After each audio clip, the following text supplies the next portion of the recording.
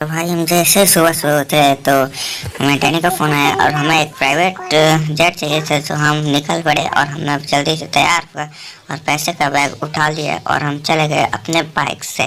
तो देख सकते हैं भाई, उससे पहले भाई लोग अपने वीडियो को लाइक और सब्सक्राइब करते हैं। हम ऐसे वीडियो बनाते रहते हैं। और मैं यहाँ बाइक लेकर निकल गया हूँ। तो करीब 2 से लूँगा और मैं आपको अगले वीडियो में दिखाऊंगा कि मैंने इसको कैसे उड़ाया है। तो इसको अगले वीडियो देखने के लिए हमारे वीडियो को सब्सक्राइब और लाइक करें। Thanks for watching my video.